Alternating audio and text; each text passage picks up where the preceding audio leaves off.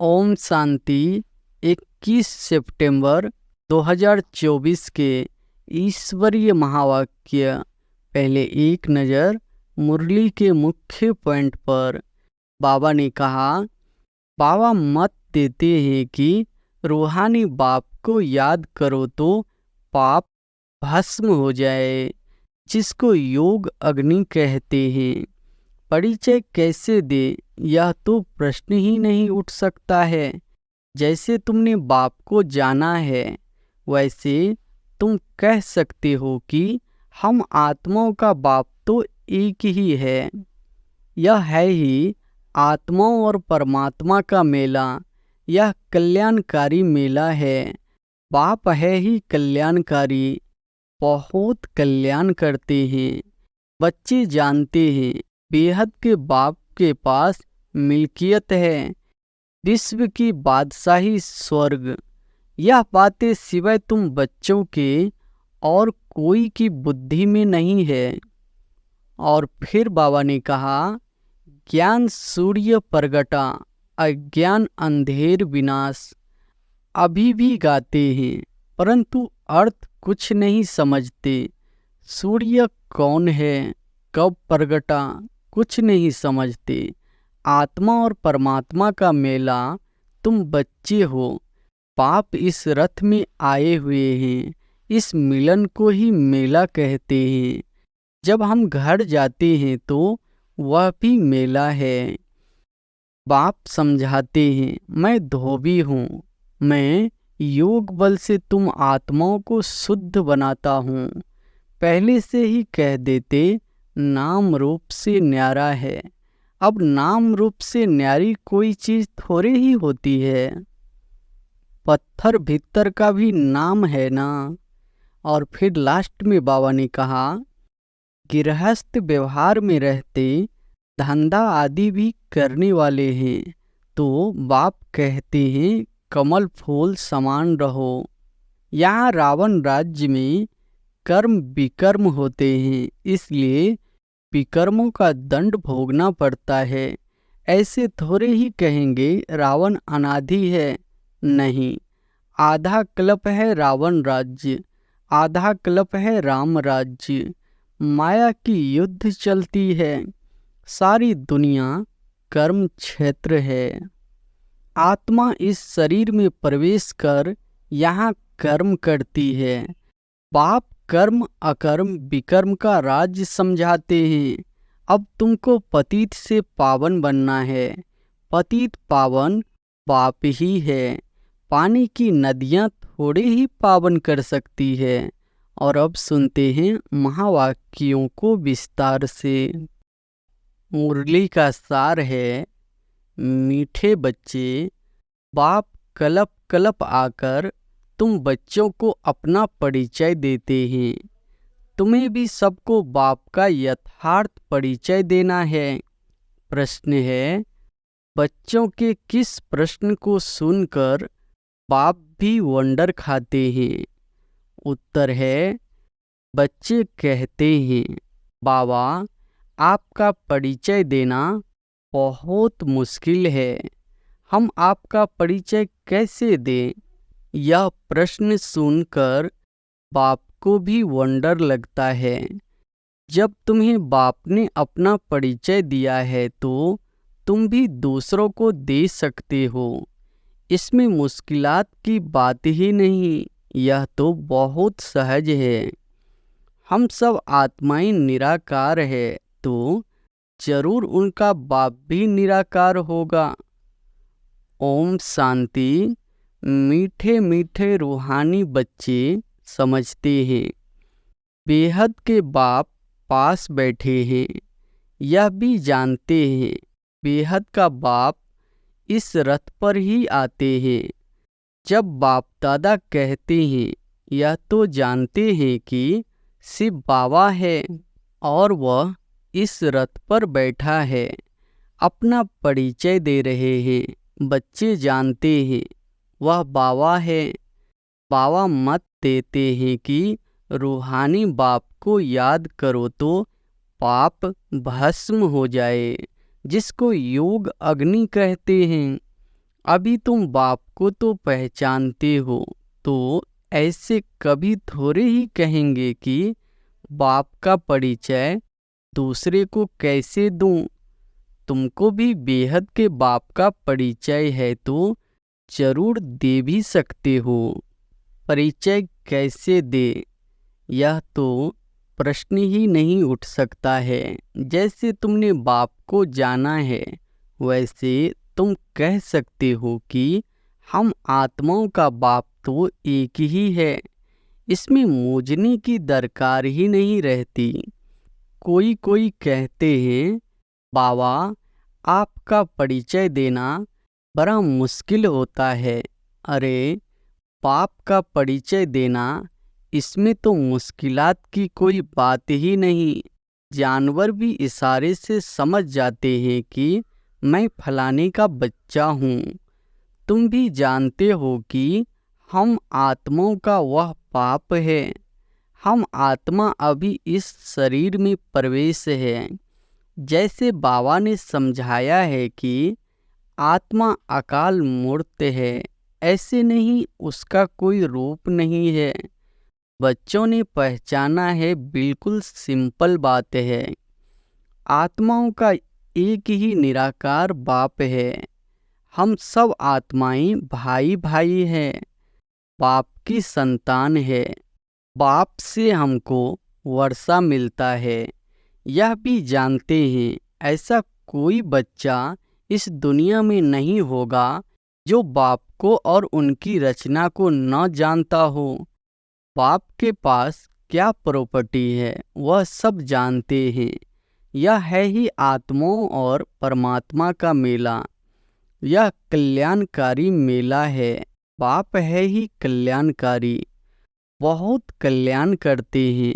बाप को पहचानने से समझते हो, बेहद के बाप से हमको बेहद का वर्षा मिलता है।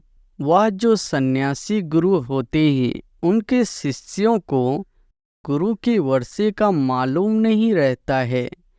गुरु के पास क्या मिल्कियत है, यह कोई शिष्य मुश्किल जानते होंगे। तुम्हारी बुद्धि में तो है, वह सिर्फ बाबा है। मिल्कियत भी बाबा के पास होती है। बच्चे जानते हैं, बेहद के बाप के पास मिल्कियत है। विश्व की बादशाही, स्वर्ग, यह बातें सिवाय तुम बच्चों के और कोई की बुद्धि में नहीं है। लौकिक बाप के पास क्या मिल्कियत है, वह उनके बच्चे ही जानते हैं। अभी तुम कहेंगे, हम जीते जी पारलौकिक बाप के बने हैं, उनसे क्या मिलता है।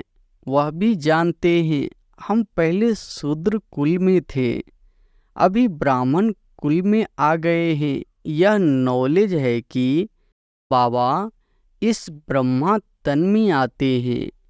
इनको प्रजापिता ब्रह्मा कहा जाता है। वह शिव तो है सब आत्माओं का फादर। इनको प्रजापिता ब्रह्मा को ग्रेट ग्रेट ग्रैंड फादर कहते हैं। अब हम इनके बच्चे बने हैं। शिव बाबा के लिए तो कहते हैं, वह हाजिरा हजूर है, जानी जाननहार है। यह भी अब तुम समझते हो कि वह कैसे रचना की आदि मध्य अंत की नॉलेज देते हैं। वह सब आत्माओं का बाप है। उनको नाम रूप से न्यारा कहना तो झूठ है। उनका नाम रूप भी याद है। रात्रि भी मनाते हैं। जयंती तो मनुष्यों की होती है, शिव बाबा की रात्रि कहेंगे। बच्चे समझते हैं, रात्रि किसको कहा जाता है। रात में घोर अंधियारा हो जाता है। अज्ञान अंधियारा है ना। ज्ञान सूर्य प्रगटा, अज्ञान अंधेर विनाश। अभी भी गाते हैं, परंतु अर्थ कुछ नहीं समझते। सूर्य कौन है, कब प्रगटा, कुछ नहीं समझते। बाप समझाते हैं, ज्ञान सूर्य को ज्ञान सागर भी कहा जाता है। बेहद का बाप ज्ञान का सागर है। सन्यासी, गुरु, गोसाई आदि अपने को शास्त्रों की अथॉरिटी समझते हैं। वह सब है भक्ति। बहुत वेद शास्त्र पढ़कर विद्वान होते हैं तो बाप रूहानी बच्चों को बैठ समझाते हैं। इनको कहा जाता है आत्मा और परमात्मा का मेला। तुम समझते हो, बाप इस रथ में आए हुए हैं। इस मिलन को ही मेला कहते हैं। जब हम घर जाते हैं तो वह भी मेला है। यहाँ बाप खुद बैठ पढ़ाते हैं। वह फादर भी है, टीचर भी है। यह एक ही पॉइंट अच्छी रीति धारण करो, भूलो मत। अब बाप तो है निराकार, उनको अपना शरीर नहीं है तो जरूर लेना पड़े तो खुद कहते हैं मैं प्रकृति का आधार लेता हूँ, नहीं तो बोलूँ कैसे। शरीर बिगड़ तो बोलना होता नहीं। तो बाप इस तन में आते हैं। इनका नाम रखा है ब्रह्मा। हम भी शूद्र से ब्राह्मण बने तो नाम बदलना ही चाहिए। नाम तो तुम्हारे रखे थे, परंतु उसमें भी अभी देखो तो कई है ही नहीं। इसलिए ब्राह्मणों की माला नहीं होती। भक्त माला और रुद्र माला गाई हुई है। ब्राह्मणों की माला नहीं होती। विष्णु की माला तो चली आई है। सूक्ष्म बतन में विष्णु को 4 भुजा वाला दिखाया है। 2 भुजा लक्ष्मी की, 2 भुजा नारायण की। बाप समझाते हैं मैं धोबी हूँ।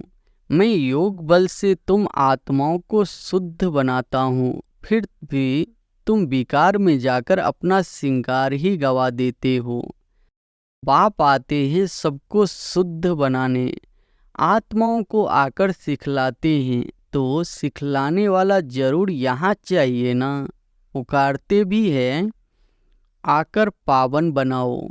कपड़ा भी मैला होता है तो उनको धोकर शुद्ध बनाया जाता है। तुम भी पुकारते हो हे पतित पावन बाबा, आकर पावन बनाओ। आत्मा पावन बने तो शरीर भी पावन मिले। तो पहली पहली मूल बात होती है बाप का परिचय देना। बाप का परिचय कैसे दे, यह तो प्रश्न ही नहीं पूछ सकते। तुमको भी बाप ने परिचय दिया है, तब तो तुम आए हो ना। बाप पास आते हो। बाप कहाँ है? इस रथ में। यह है अकाल तख्त। तुम आत्मा भी अकाल मूर्त हो। यह सब तुम्हारे तख्त है जिस पर तुम आत्माएं विराजमान हो। वह तो अकाल तख्ते जर हो गया ना। तुम जानते हो मैं अकाल मूर्त अर्थात निराकार, जिसका साकार रूप भी नहीं है। मैं आत्मा अविनाशी हूँ, कब विनाश हो न सके। एक शरीर छोड़ दूसरा लेता हूँ। मुझ आत्मा का पाठ अविनाशी नोंधा हुआ है। आज से 5000 वर्ष पहले भी हमारा ऐसे ही पाठ शुरू हुआ था। 11 संवत से हम यहाँ पाठ बजाने घर से आते हैं। यह है ही 5000 वर्ष का चक्र। वह तो लाखों वर्ष कह देते हैं, इसलिए थोड़े वर्षों का विचार में नहीं आता। तो बच्चे ऐसा कभी कह नहीं सकते कि हम बाप का परिचय किसको कैसे दें। ऐसे ऐसे प्रश्न पूछते हैं तो वंडर लगता है। अरे तुम बाप के बने हो, फिर बाप का परिचय क्यों नहीं दे सकते हो? हम सब आत्माएं हैं, वह हमारा बाबा है। सर्व की सद्गति करते हैं। सद्गति कब करेंगे यह भी तुमको अभी पता पड़ा है। कल्प कल्प कल्प के संगम युग पर आकर सर्व की सद्गति करेंगे। वह तो समझते हैं अभी 40,000 वर्ष परे हैं और पहले से ही कह देते नाम रूप से न्यारा है। अब नाम रूप से न्यारी कोई चीज थोड़े ही होती है, पत्थर भीतर का भी नाम है ना। तो बाप कहते हैं, मीठे मीठे बच्चों, तुम आए हो बेहद के बाप के पास। बाप भी जानते हैं कितने ढेर बच्चे हैं। बच्चों को अभी हद और बेहद से भी पार जाना है। सब बच्चों को देखते हैं, जानते हैं, इन सब को मैं लेने लिए आया हूँ। सतयुग में तो बहुत थोड़े होंगे। कितना क्लियर है, इसलिए चित्रों पर समझाया जाता है। नॉलेज तो बिल्कुल इजी है, बाकी याद की यात्रा में टाइम लगता है। ऐसे बाप को तो कभी भूलना नहीं चाहिए। बाप कहते हैं, मामी कम याद करो तो पावन बन जाएंगे। मैं आता ही हूँ पतित से पावन बनाने। तुम अकाल मूर्त आत्माएं सब अपने अपने तख्त पर विराजमान हो। बाबा ने भी इस तख्त का लोन लिया है। इस भाग्यशाली रथ में बाप प्रवेश होते हैं। कोई कहते हैं परमात्मा का नाम रूप नहीं है, यह तो हो ही नहीं सकता। उनको पुकारते हैं, महिमा गाते हैं, तो जरूर कोई चीज है ना। तमो प्रधान होने कारण कुछ भी समझते नहीं। बाप समझाते हैं, मीठे मीठे बच्चों, इतनी 84 लाख योनियां तो कोई होती नहीं है। हाँ, 84 जन्म पुनर्जन्म भी सबका होगा। ऐसे थोड़े ही ब्रह्म में जाकर लीन होंगे व मोक्ष को पाएंगे। यह तो बना बनाया ड्रामा है, एक भी कम जास्ती नहीं हो सकता। इस अनादि अविनाशी ड्रामा से ही फिर छोटे छोटे ड्रामा व नाटक बनाते हैं। वह है विनाशी। अभी तुम बच्चे बेहद में खड़े हो। तुम बच्चों को यह नॉलेज मिली हुई है, हमने कैसे 84 जन्म लिए हैं, अभी बाप ने बताया है। आगे किसको पता नहीं था। ऋषि मुनि भी कहते थे, हम नहीं जानते हैं। बाप आते ही है संगम युग पर, इस पुरानी दुनिया को चेंज करने। ब्रह्मा द्वारा नई दुनिया की स्थापना फिर से करते हैं। वह तो लाखों वर्ष कह देते हैं, कोई बात याद भी ना आ सके। महाप्रलय भी कोई होती नहीं। बाप राजयोग सिखलाते हैं, फिर राजाई तुम पाते हो। इसमें तो संशय की कोई बात ही नहीं। तुम बच्चे जानते हो, पहले नंबर में सबसे प्यारा है बाप, फिर नेक्स्ट प्यारा है श्री कृष्ण। तुम जानते हो श्री कृष्ण है स्वर्ग का पहला प्रिंस, नंबर 1। वही फिर 84 जन्म लेते हैं। उसके ही अंतिम जन्म में मैं प्रवेश करता हूँ। अब तुमको पतित से पावन बनना है। पतित पावन पाप ही है। पानी की नदियाँ थोड़े ही पावन कर सकती है। यह नदियाँ तो सतयुग में भी होती है, वहाँ तो पानी बहुत शुद्ध रहता है, किचरा आदि कुछ नहीं रहता। यहाँ तो कितना किचरा पड़ता रहता है। बाबा का देखा हुआ है, उस समय तो ज्ञान नहीं था। अभी वंडर लगता है पानी कैसे पावन बना सकता है। तो बाप समझाते हैं, मीठे बच्चे, कभी भी मोझो नहीं कि बाप को याद कैसे करें। अरे, तुम बाप को याद नहीं कर सकते हो। वह है कुक की संतान, तुम हो एडॉप्टेड बच्चे। एडॉप्टेड बच्चों को जिस बाप से मिल्कियत मिलती है, उनको भूल सकते हैं क्या। बेहद के बाप से बेहद की मिल्कियत मिलती है, तो उनको भूलना थोड़े ही चाहिए। लौकिक बच्चे बाप को भूलते हैं क्या। परंतु यहाँ माया का अपोजिशन होता है, माया की युद्ध चलती है। सारी दुनिया कर्म क्षेत्र है। आत्मा इस शरीर में प्रवेश कर यहाँ कर्म करती है। पाप कर्म अकर्म विकर्म का राज समझाते हैं। यहाँ रावण राज्य में कर्म विकर्म बन जाते हैं। वहाँ रावण राज्य ही नहीं तो कर्म अकर्म हो जाते हैं। विकर्म कोई होता ही नहीं, यह तो बहुत सहज बात है। यहाँ रावण राज्य में कर्म विकर्म होते हैं, इसलिए विकर्मों का दंड भोगना पड़ता है।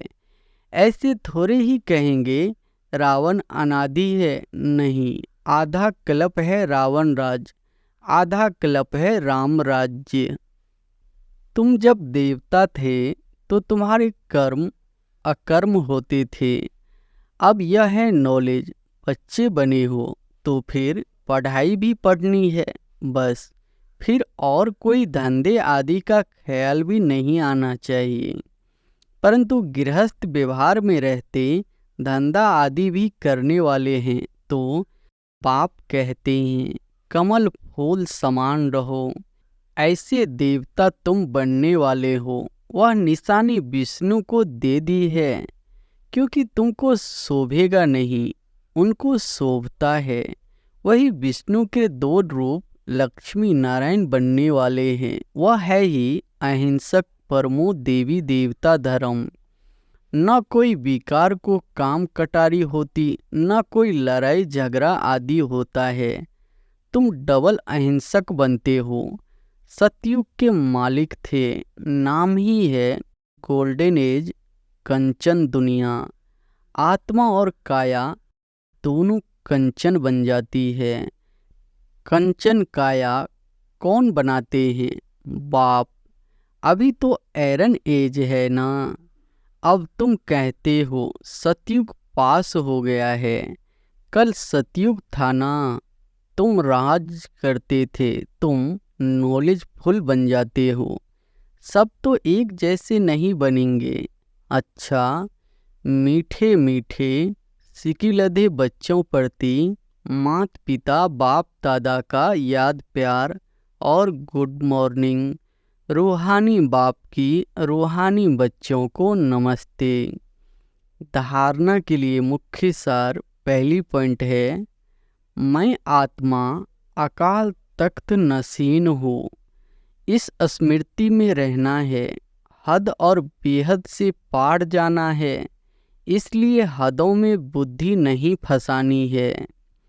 दूसरी पॉइंट है, बेहद बाप से बेहद की मिल्कियत मिलती है। इस नशे में रहना है। कर्म अकर्म विकर्म की गति को जान विकर्मों से बचना है। पढ़ाई के समय धंधे आदि से बुद्धि निकाल लेनी है। वरदान है, श्रीमत की लगाम को टाइट कर मन को वश करने वाले बालक सो मालिक भव। श्रीमत की लगाम को टाइट कर मन को वश करने वाले बालक सो मालिक भव।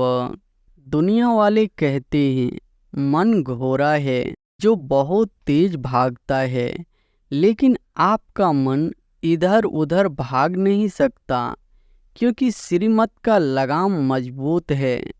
जब मन बुद्धि साइड सीन को देखने में लग जाती है तो लगाम ढीला होने से मन चंचल होता है। इसलिए जब भी कोई बात हो, मन चंचल हो तो श्रीमत का लगाम टाइट करो, तो मंजिल पर पहुंच जाएंगे। बालक सो मालिक हूँ, इस स्मृति से अधिकारी बन मन को अपने वश में रखो। स्लोगन है, सदा निश्चय हो कि जो हो रहा है वो भी अच्छा, और जो होने वाला है वो और भी अच्छा, तो अचल अडोल रहेंगे। अच्छा, ओम शांति।